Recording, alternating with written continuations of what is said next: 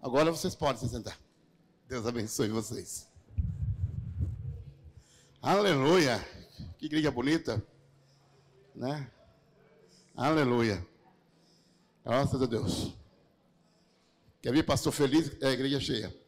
Igreja vazia, o pastor fica meio... Mas amém. Glória a Deus. Esse é o ano da casa cheia.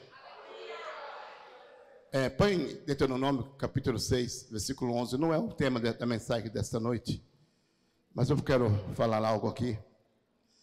Deuteronômio capítulo 6, versículo 11. É o que Deus tem para você. Esse ano é um ano que Deus tem essa palavra liberada sobre nós. E eu creio que Deus, durante esse ano, vai te surpreender por muitos momentos que você não vai entender o que está acontecendo, mas você vai lembrar dessa palavra. A casa cheia de tudo o que é bom. Casa que não enchestes. E poços abertos que não abriste. Vinhas e olivais que não plantaste. E quando comeres e te fartares. Sabe, você tem que aprender que não é no esforço do seu braço que você consegue as coisas, mas na confiança de que você tem um Deus que abre portas para você poder entrar. O que Deus tem para você, nem olhos viram, jamais passou em pensamento humano, diz Paulo, o que o Senhor tem preparado para cada um de vocês. Sabe, nós temos uma crença muito equivocada. Algumas pessoas, elas vivem muito debaixo de legalismo, e o Velho Testamento nos mostra o homem buscando a Deus. O homem tem que viver os 10 mandamentos.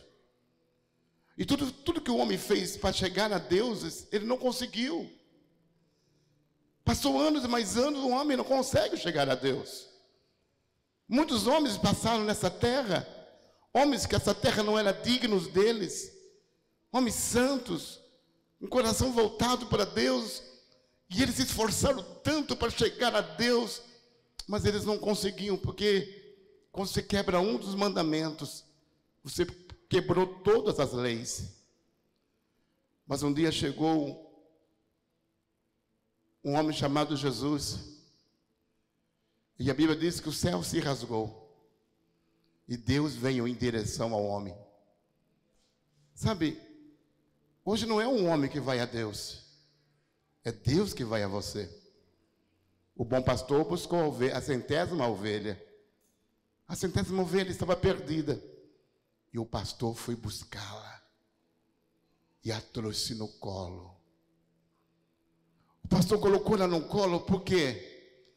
Para ela sentir o cheiro do pastor, para a ovelha sentir afinidade. Ele não levou para o aprisco, ele levou para a casa dele. Porque o pastor, quando uma ovelha ela é muito complicada, muitas vezes ele tem que quebrar a patinha dela. Nossa, que coisa cruel. Sim, ele quebra a patinha e carrega ela no colo. E ele leva para a sua casa e cuida dela por muito tempo. É que esse é o tempo que ela vai sentir o cheiro. O pastor vai curar as feridas que ele mesmo causou. Só que agora, quando ela está sadia, agora ela não sai mais de perto do pastor. Muitas vezes, Deus nos quebra para não nos perder. Porque aquela ovelha independente, ela quer ser livre, mas não sabe que a liberdade dela tem um lobo ali escondido para ser a sua refeição. A ovelha não entende isso. Ela não compreende, ela só quer as gramas verdejantes. Ela quer ser livre. Mas o pastor sabe que essa liberdade custa a vida da ovelha. A ovelha não entende, então ele quebra a perninha dela. E ela continua não entendendo, mas haverá um dia que ela nunca mais vai deixar o pastor, porque agora ele sabe que aquele que nos quebra é aquele que nos restaura. Eu queria que você entendesse isso. Eu não sei o que você está passando na tua vida. E talvez você esteja achando que é o diabo na sua vida. Cuidado. Porque tem crente que só vê diabo em tudo. Tudo é o diabo. Eu procuro ver Deus em tudo. Porque tudo coopera para o bem daqueles que amam a Deus. Você crê nisso? Amém. Fala para o irmão assim, você entendeu isso? Esse é o ano da casa cheia. Amém? Eu quero compartilhar algo com você que está em Lucas, capítulo 14, versículo 12 a 14.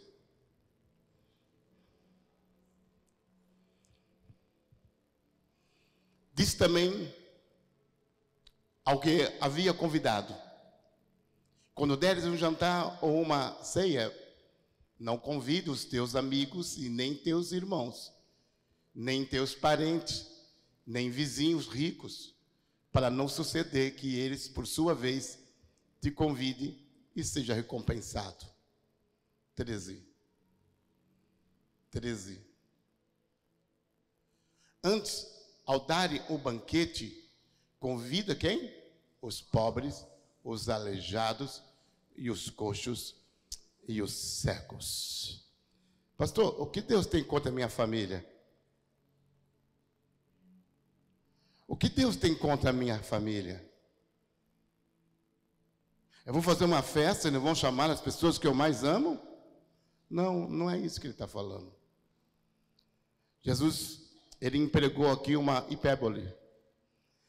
Ele está desenvolvendo uma imagem na nossa cabeça. Ele não está por fazer uma proibição de convidar sua família e seu parente para uma refeição. Mas o que Jesus está querendo explicar para nós? O que ele vai querer te explicar é o que está em Deuteronômio, capítulo 14, versículo 28 a 29, por favor. Deuteronômio, capítulo 14. Ao fim de cada 3 anos, tirarás todos os dízimos dos frutos do terceiro ano e os recolherá na tua cidade.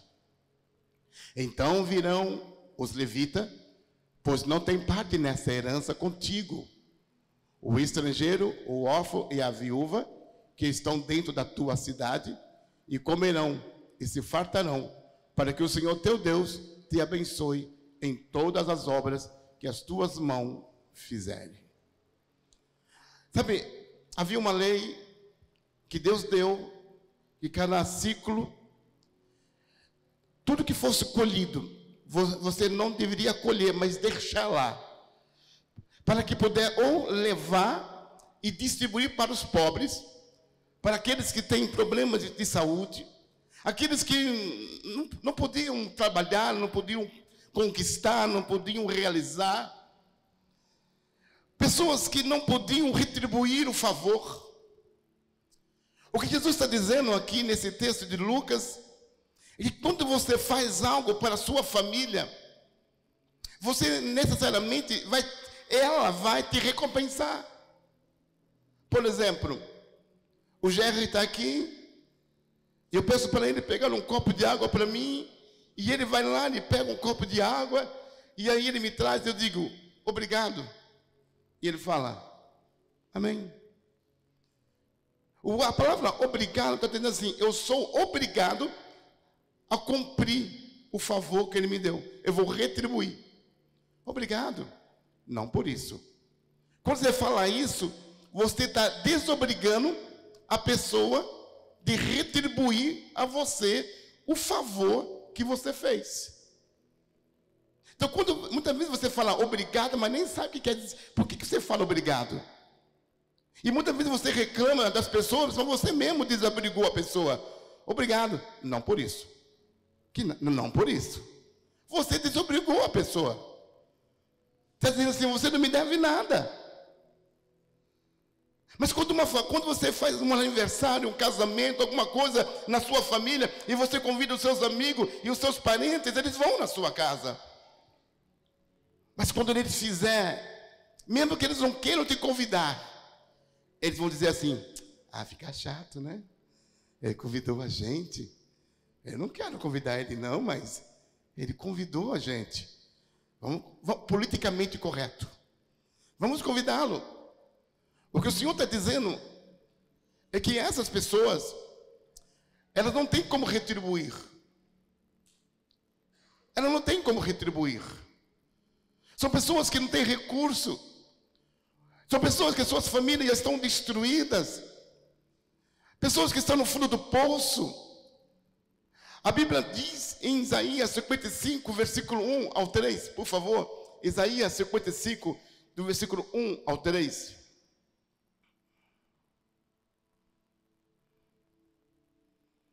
Ah, todos vós, o que tendes sede, vinde às águas.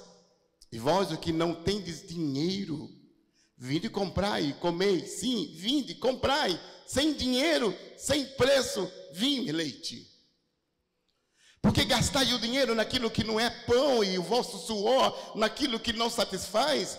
Ouve-me atentamente e comei o que é bom e vos deleitareis com os finos manjares. Inclinai os ouvidos e vinde a mim. Ouve, e as vossas almas viverá. Porque convosco farei uma aliança perpétua, que consiste nas fiéis misericórdias prometidas a Davi. Sabe, ele diz: você não tem dinheiro, você não tem recurso. O que vocês têm? Você não tem nada. Não, eu não tenho nada. Eu nem mereço estar aqui. Aí então ele diz assim: vem, é você. Essa festa aqui é para você. É para você que não pode retribuir. É você que não pode pagar nada. É você que, quando você olha para você e fala assim: que bem eu tenho. Quem sou eu? Na realidade eu estou cansado da minha vida. Eu estou fadigado. Eu estou enfermo na minha alma. O Senhor diz em Deuteronômio capítulo 6, versículo 11, que Ele tem um ano da casa cheia para você e para mim. Ele diz que vai te dar uma casa que você não construiu, que vai estar cheio. Ele diz que tem um poço cheio de água, mas que você não cavou. Ele diz que você vai comer frutos de uma árvore que você não plantou. Eu não concordo com isso, pastor. Eu não concordo. Eu acho que as pessoas têm que merecer. Eu concordo com você. Concordo. Na escola, quando você vai estudar, as suas notas refletem aquilo que você estudou. Seu trabalho na empresa vai refletir a forma que você trabalhou naquela empresa. Mas o problema é que você coloca essa mentalidade no reino de Deus. Porque isso é o reino do mundo. Mas no reino de Deus, as coisas são diferentes. Diz Paulo que para você ser o primeiro, tem que ser o último. Ele diz que para crescer, você tem que diminuir. Ele diz que para viver, você tem que morrer. E se você morrer, você vive. No mundo, você tem que ser simplesmente o primeiro. No mundo, as pessoas me servem. No reino de Deus, eu sirvo. No reino onde Jesus é o Senhor, as coisas são diferentes. E aí está o choque. Aí está a confusão de muitos crentes que vão procurando no Facebook da vida, no Instagram da vida, no YouTube da vida, e um monte de coisa, alguém que venha trazer uma luz na escuridão dele. E ele acha um monte de gente falando bonito, falando coisas interessantes, mas são pessoas vazias, vazias de Deus, vazias do Espírito Santo. São pessoas que estão falando de Jesus, estão falando da Bíblia, mas estão vivendo o padrão do mundo. Pensa como o mundo pensa, fala como o mundo fala, resolve as coisas como o mundo resolve. Quando você fala: irmão, você podia servir alguma coisa na igreja, ele diz: não tenho tempo. Mas se você falar para ele que você quer dar uma oportunidade para ele falar 1 hora, 2 horas, ele quer. E ele vai falar de algo que ele não vive.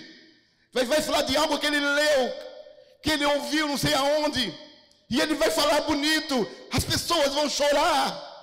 Mas não tem nada a ver com Deus.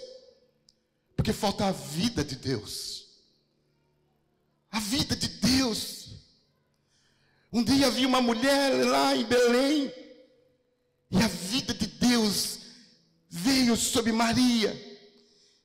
E a vida de Deus entrou no seu útero e se uniu com o seu óvulo, e depois de 9 meses nasceu Jesus.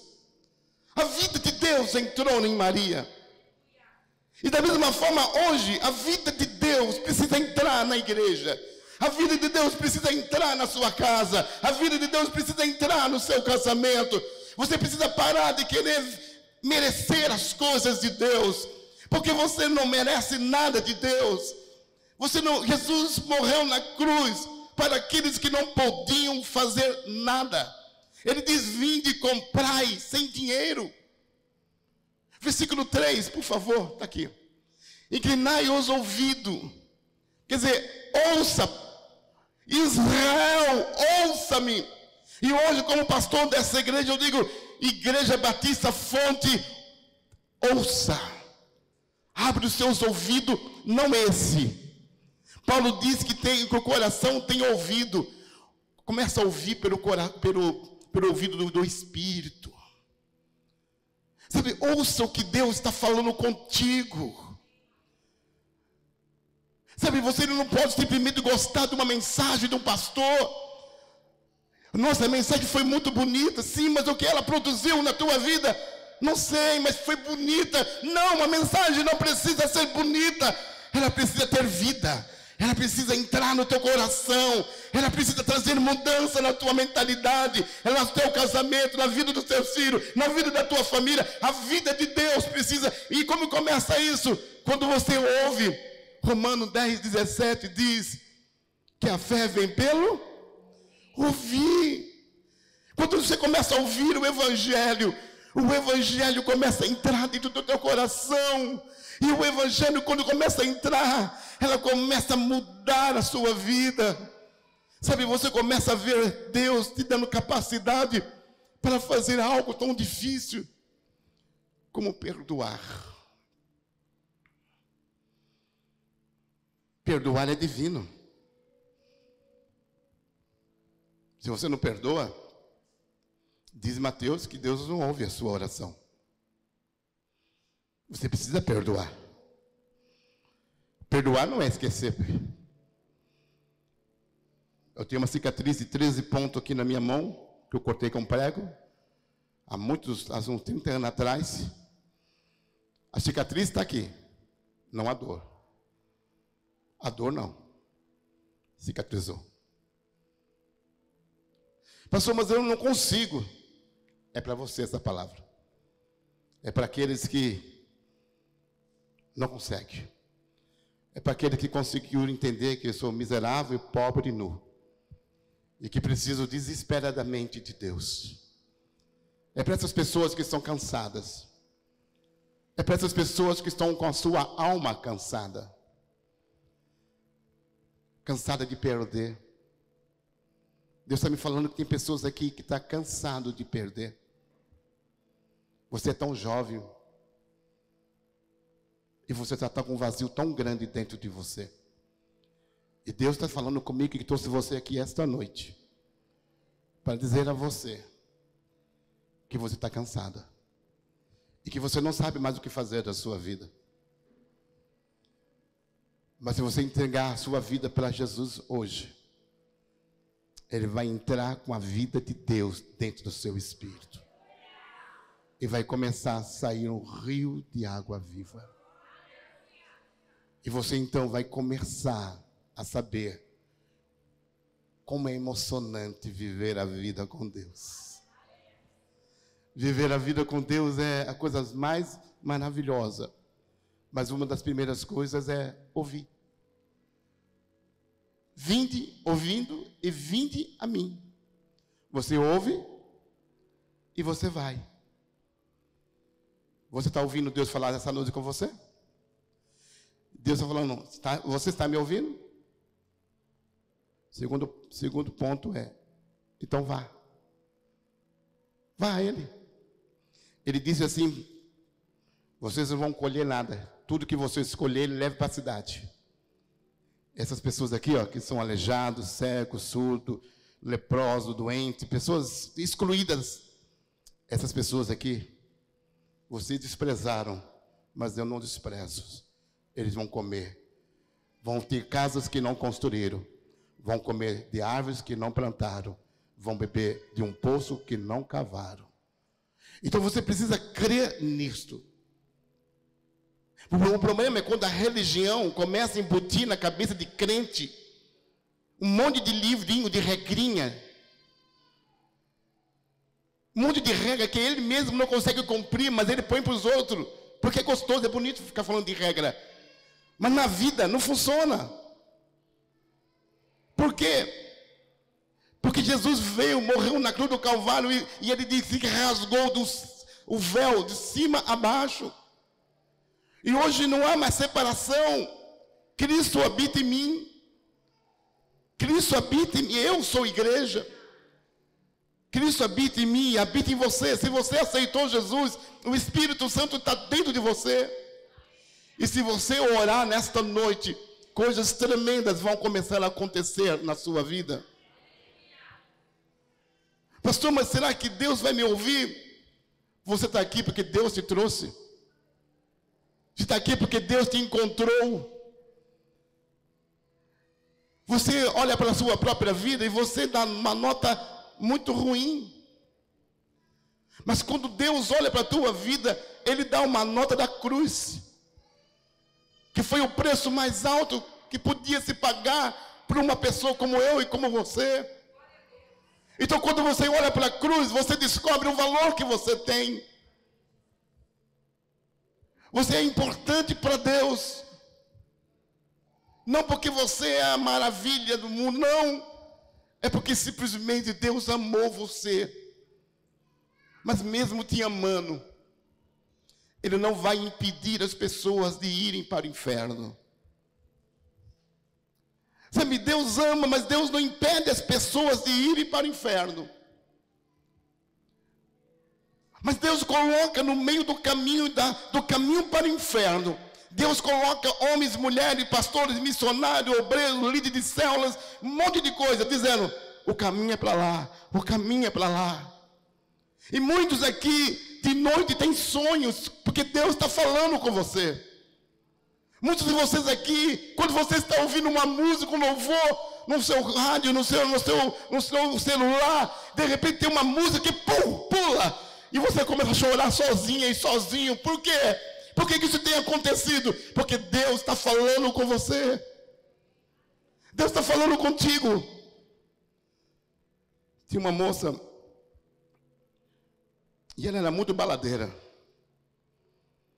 Ela foi nos encontros com a gente, conferência.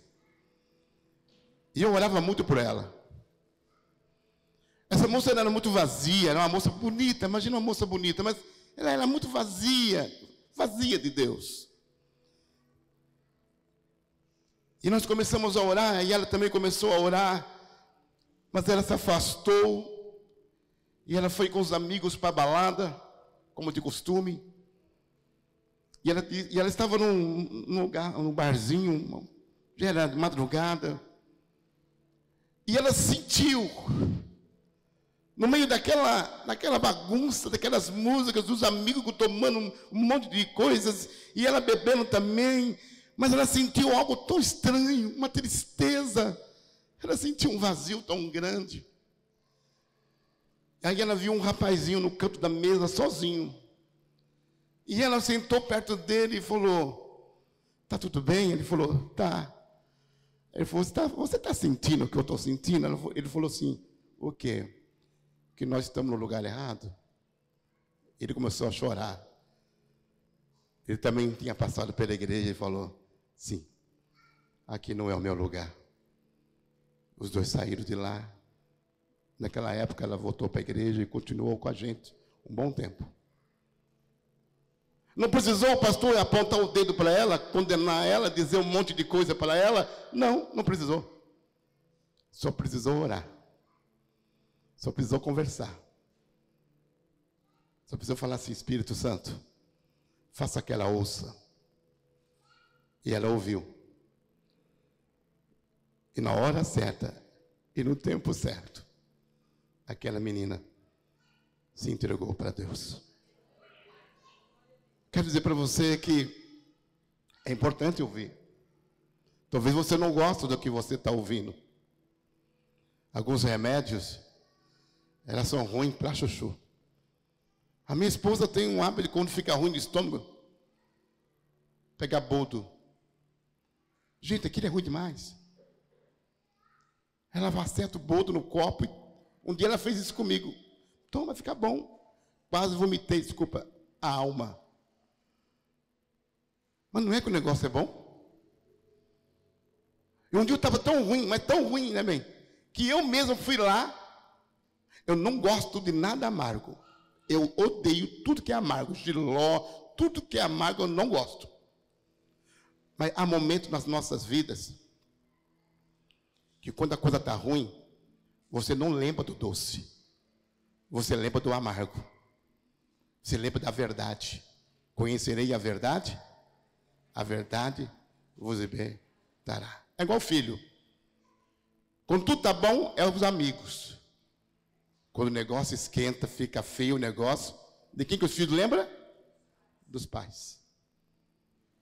O pai tem um remédio amargo, mas ele me cura, ele me ama, ele me aceita, ele me perdoa, ele acredita em mim, ele sonha comigo, ele tem um projeto para mim. É isso. É dessa forma que Deus, ele trabalha conosco. Amém? Amém, irmãos? Amém. Abre Isaías 61, do versículo 1 ao versículo 3.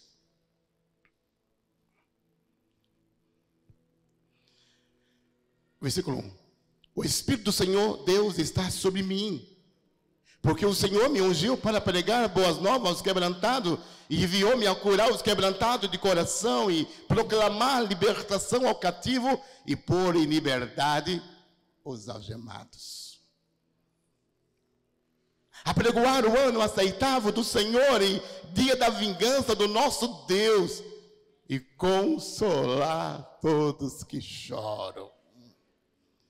E a pôr sobre os que em Sião estão de luto, o quê?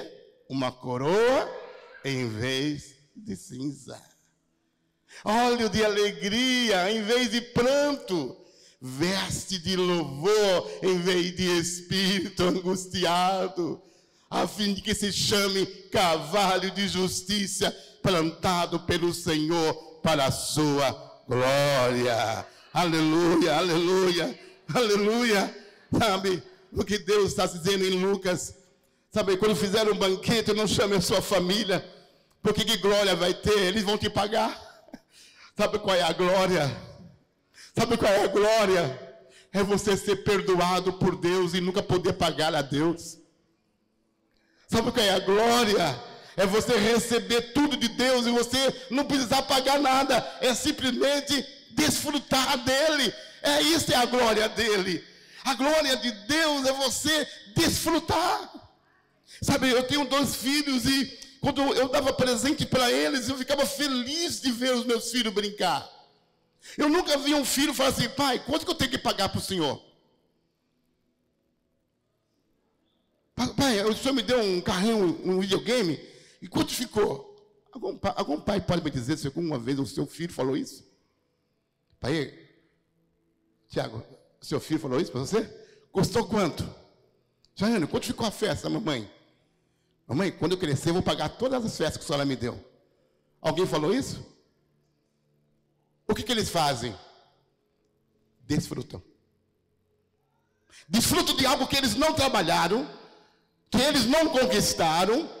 Eles simplesmente entenderam: eu sou filho, e meu pai e minha mãe me amam. Isso não quer dizer que esses pais não disciplinam os seus filhos. Não corrija os seus filhos. Não, Deus corrige os seus filhos. Mas não para excluí-los, mas para aperfeiçoá-los. Para que eles cresçam, para que eles amadureçam. E se você hoje está passando por uma situação difícil, não fica procurando o diabo dentro da tua casa. Cadê o capeta aqui? Cadê o demônio aqui? Quantas vezes eu sou chamado para ir na casa de alguns irmãos, pastor? Aqui está o óleo. Para quê, irmã? Vamos orar, vamos mandar poder nessa casa. Por quê, irmã? Tem demônio, pastor. Tem mesmo, né? Mas como assim? Pastor, tem um levante aqui dentro. Aí eu vou conversar 10 minutos. Eu falei, irmã, você já começou a perceber que a sua boca é uma boca de maldição? Você começou a perceber que você fala mal do seu carro, fala mal da sua casa, fala mal do seu marido, fala mal dos seus filhos? Não é o diabo. Deus é justo. Fala para o seu irmão, Deus é justo. Ele te dá uma terra boa, ele dá semente. Ele é justo? Agora eu vou te falar uma coisa para você. Deus é justo. Sabe por quê?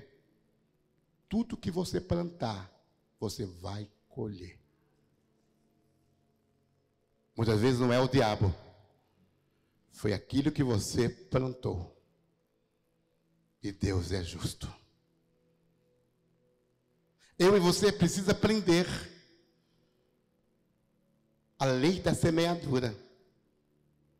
Alguém chegou para mim e falou, pastor, essa igreja não ama. É por quê, irmã? Fiz um negócio e ninguém foi na minha festa. É mesmo? Mas eu fui, né, irmã? É. Mas o senhor é o pastor. Se for, amém. Se for, fez mais que obrigação. E se não for, foi um mau pastor. Fez, não sei. Mas é assim que as pessoas pensam.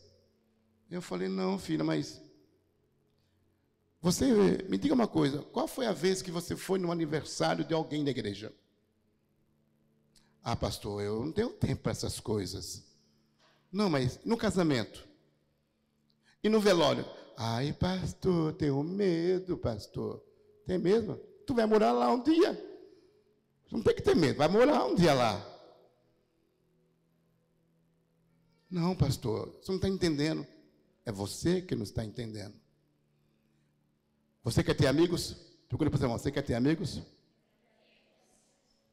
Seja amigo. Você quer que as pessoas peguem na sua mão? Pega na mão das pessoas. Eu acho que eu até exagero, né? Eu abraço, passo. Pastor, você já pegou na minha mão? Ah, pega de novo. Né? Eu gosto dessas coisas. Aprenda. Que muitas vezes o tempo de sozinho que você fica é consequência de você não ter plantado em relacionamentos. Mas hoje Deus trouxe você aqui para dizer, eu tenho uma terra boa para você, que se chama igreja. Pastor, mas a igreja também tem problema. Tem umas pedrinhas. Mas você tira e planta semente. Se relaciona. Esse é um ano da casa cheia. É um ano que Deus tem coisas tremendas para você. Você quer saber como uma pessoa é? Vai no cemitério. Um dia, acho que a parte estava comigo, o André, que tinha uma senhora. Nós ajudamos a pegar o caixão, porque não tinha ninguém para pegar o caixão daquela coitada. E alguém falou assim, coitada, pastor. Eu disse, você conhece ela? Não. Então, por que coitada? Talvez ela está colhendo o que ela plantou em toda a sua vida. Talvez ela ignorou as pessoas, as famílias em toda a sua vida. E nesta hora, ela está colhendo o que plantou. Mas com Deus é diferente. tudo que você plantar em Deus, Deus vai te dar 30, 60 e 100 por um. Você vai plantar numa terra boa. E essa terra chama-se igreja. Igreja não são paredes, são pessoas. Invista sua vida em pessoas. Invista em pessoas. Invista em relacionamento. Amém? Amém? Eu quero terminar essa palavra, mas eu queria abrir Romanos 10, 15.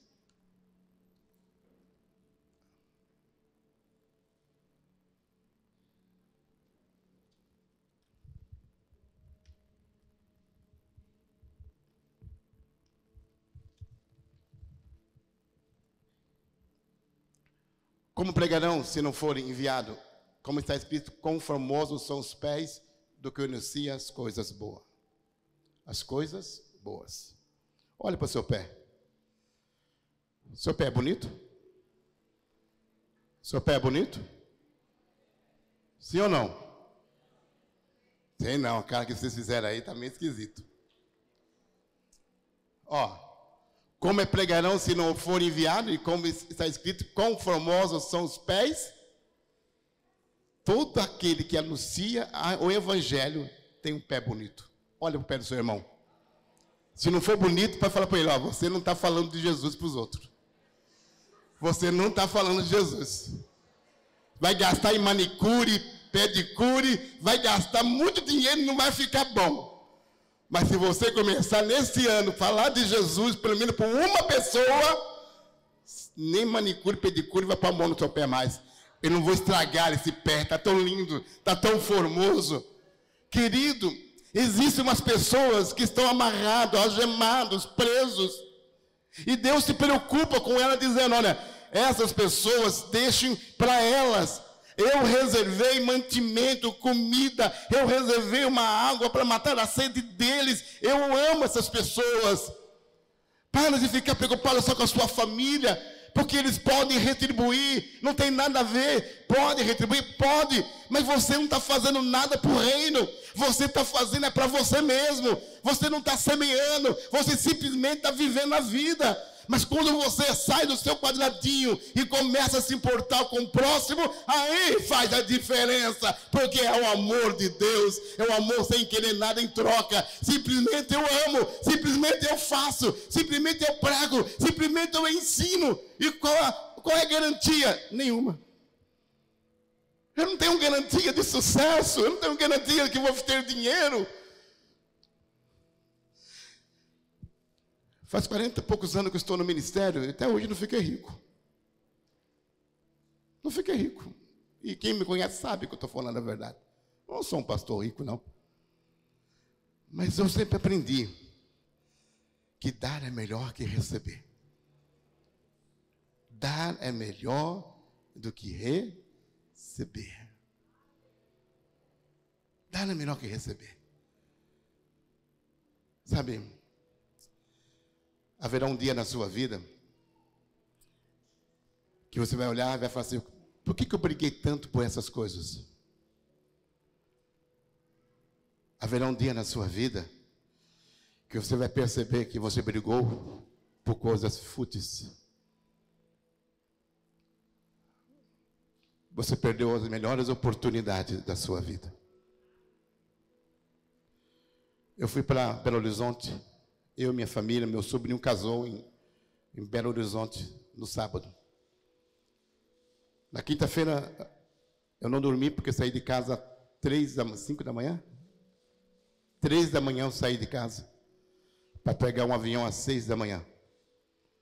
Chegamos em Belo Horizonte, ficamos sem dormir sexta-feira o dia inteiro, numa chacrinha com quase 40 pessoas numa casa, sem... Falei, vamos embora. No sábado, não dormi sexta, não dormi sábado, mas lá estava o meu sobrinho casando. E toda a família ali. Os irmãos da igreja deles, tudo ali. Eu e minha família gastamos o que não tínhamos. Fiquei 3 dias sem dormir. tive que deixar o pessoal fazendo jejum de 40 horas. Depois de 21 anos nessa igreja, foi a primeira vez que eu não participo de um jejum. Mas era meu sobrinho. E haverá um dia que eu não vou estar nessa terra. E o meu sobrinho vai ser pai. E um dia vai falar, meu tio, um dia veio de longe para fazer parte de um momento muito bom na minha vida. Muitas vezes a gente briga por coisas que não têm valor. Vou falar para o seu irmão do lado, cria memórias. Cria memórias. Se você não puder deixar casa, carro para os seus filhos, fique em paz. Mas se você deixar memórias para eles, é a maior riqueza. É a melhor riqueza. Daqui 30, 40 anos, lá para frente, pessoas ainda estarão falando de você. Porque você pregou o evangelho. Você se importou com as pessoas. Você olhou para a sua família, não somente como uma família, mas você pregou, você orou, você ministrou. E com isso, eu quero que você abra a sua Bíblia em 1 Coríntios, capítulo 11, versículo 23 a 26. O pessoal que vai me ajudar a servir a ceia, por favor, vem aqui para frente. Porque o que eu recebi do Senhor, o que também vos entreguei, que o Senhor Jesus, na noite que foi traído, tomou o pão. E tendo dado graça, o partiu e disse, isso é meu corpo, que é dado por vós. Fazei isso em memória de mim. Por semelhante modo, depois de haver ceado, tomou também o cálice, dizendo, esse cálice é a nova aliança no meu sangue. Fazei isso todas as vezes que beberes em memória de mim. Amém? O 26 também. Porque todas as vezes que comerdes esse pão e beberes o cálice, anunciai a morte do Senhor, até que Ele venha. Por que nós vamos comer do pão e tomar do cálice? É porque um dia Deus olhou e disse, olha, aquelas pessoas ali, que não podem pagar nada, estão doentes, estão enfermas, estão com as suas almas cansadas, estão sem sonhos, sem esperança. Eu estou dizendo para essas pessoas, vinde a mim. Porque aqui tem uma casa que você não construiu, aqui tem um poço que você não cavou, aqui tem uma árvore que você não plantou. Mas eu fiz isso por você. Aqui nessa mesa, você pode sentar como um filho. Eu te perdoo, eu te dou salvação, eu te dou vida eterna. A única coisa que eu te peço, a sua fé. Acredite em mim, como seu pai, um pai de amor, um pai que te perdoa, um pai que se importa com você. Sabe, Jesus está dizendo que ele foi traído e agora está dizendo que agora ele é o pão vivo. E ele diz, olha, compartilhe esse pão. Quando nós pegamos o pão, nós temos que entender que o pão mostra Cristo. E ele diz, parti o pão. Aqui o pão, pega esse pão aqui grande. O pequeno, o fininho. Esse vai ser esse. O pão ali, ele já está cortado. Mas quando ele fala de partir o pão, é como se fosse esse pão. E você simplesmente vai arrancando os pedaços e vai compartilhando. Isso é Cristo. E quando eu prego o Evangelho, eu falo de Jesus, eu falo de esperança para as pessoas, eu estou tirando um pedaço de Cristo e colocando dentro da outra pessoa. E esse pedaço de Cristo vai fazer a diferença naquela pessoa. E quando você voltar para pegar o pão já está completo de novo. Porque quando você tira de Cristo, vem mais de Cristo. Quanto mais você tira, mais de Cristo vem. Nunca vai faltar pão de cada dia na sua vida. Pai nosso que está no céu. É só você orar o Pai Nosso. Ele diz, o pão nosso de cada dia. O pão nosso de cada dia. O Jesus de cada dia. O Cristo de cada dia. Jesus está com você todos os dias. Até nos momentos que você acha que Ele não está com você, mentira, Ele está com você.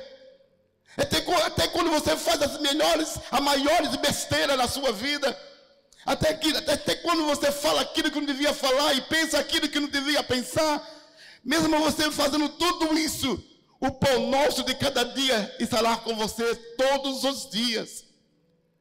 E você precisa entender, é por isso que a ceia está aqui, para trazer em memória. Ele diz, traga a memória.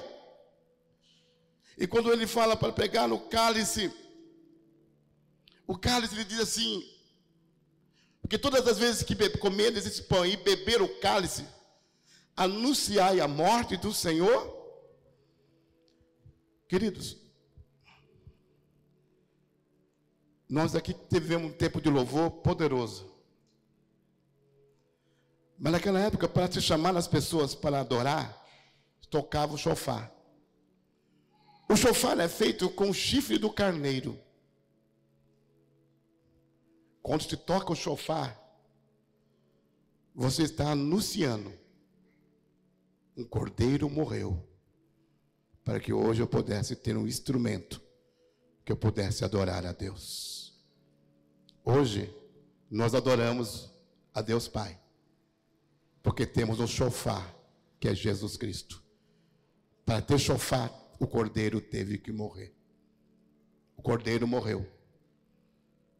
E por ele ter morrido e ressuscitado, nós temos vida eterna. Nós temos uma esperança. Nós temos uma paz que o mundo não consegue entender.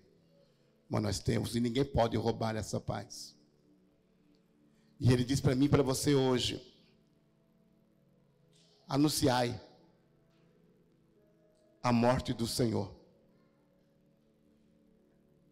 Esses 3 dias, esses 40 horas de jejum, os irmãos me falaram que foi poderoso, as palavras, foi um tempo assim poderoso. E o tema foi sobre a volta de Cristo. Esse ano é um ano da casa cheia.